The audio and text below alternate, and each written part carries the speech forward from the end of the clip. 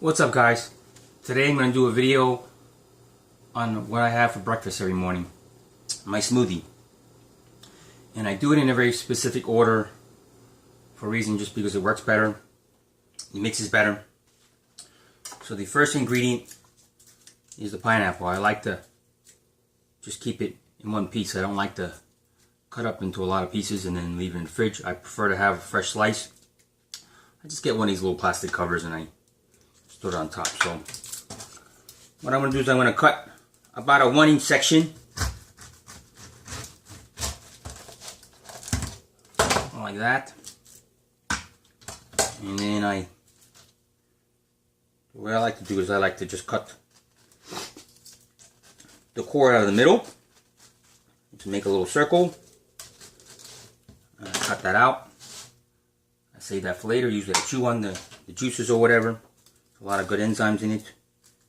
Then take my knife and I just cut the pineapple skin around in a circle like this. This is the method that I use, that I've been doing for years, so it works for me, so I'm sharing that with you. So then you got a little ring like that, right? Then you just cut it out into little chunks so that this regular blender won't clog up. So that goes in here.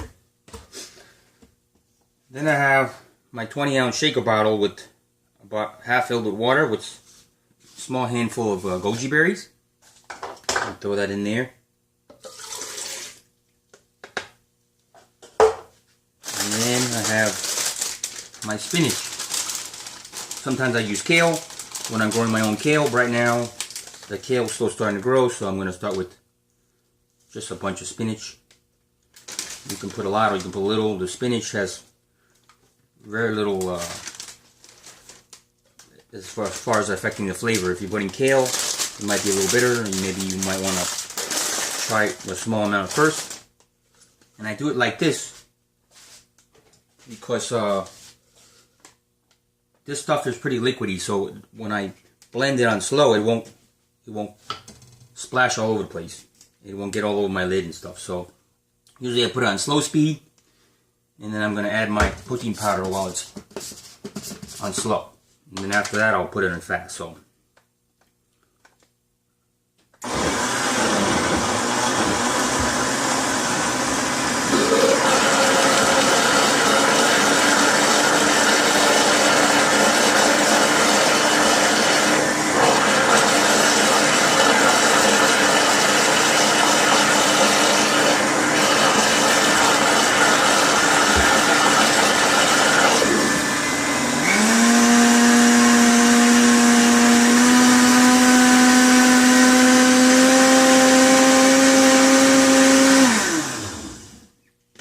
So that was my pea protein. If you're skipping the pea protein, you probably don't need so much water. For this particular pea protein, Protocol for Life, I use about 1.5 scoops because it's a bigger scoop. But if it's a small scoop protein, you might want to put 3 or 4 scoops. It's up to you. So after this is blended, I prefer very, very black bananas, very ripe. The riper they are, the more sweet they are, the less fibrous they are, the more creamy they are.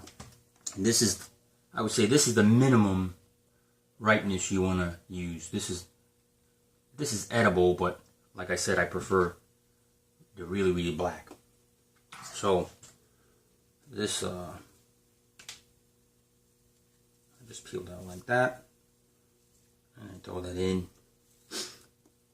So it's still, it's not damaged or anything. It's just, so I use usually I use 1/2 of a regular refrigerated ripe banana, and I use another one that's frozen. And the reason I do it in this order too is because if you put them in the beginning, it's going to clog up the blender unless you have some fancy expensive blender. This is just a regular plain old Black & Decker kind of blender. So I have my bananas and my frozen bananas, and then I have some frozen blueberries. And throw in about a handful of that in there. And if you have strawberries, sometimes I'll throw strawberries in there if they're in season. I'll throw mango and stuff. Mango, you want to definitely put that towards the end because it's very fibrous. And it might clog up the blade. So if you do it towards the end when it's a lot more volume, a lot more liquid, it's going to be less likely to cause problems with the blender. Alright. So I'm going to do that. And then I'm going to put that on high speed so that it just rips everything.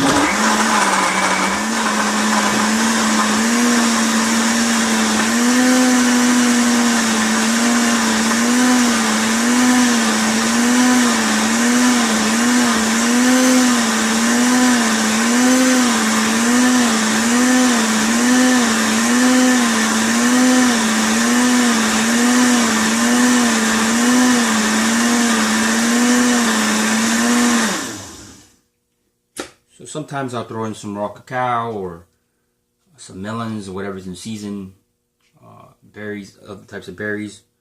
But this is the basic formula that works for me. And so what I just made here will make about 1.5 of these. So depending on how much banana you use, I like to use a little less banana because I don't like it too sweet. I mean, I don't like too much carbs, that is. I like it sweet. So I stay a little bit lower on the bananas. If that doesn't matter to you, then you can add a little more banana. You can adjust the amount of water to get the right creaminess. If you really want to go on a lower carb, then maybe you can substitute avocado and either eliminate the banana or use less banana. Alright, so this is what I have here. Hopefully you found this video helpful. If you did, give it a thumbs up and let me know. Alright, thanks for watching.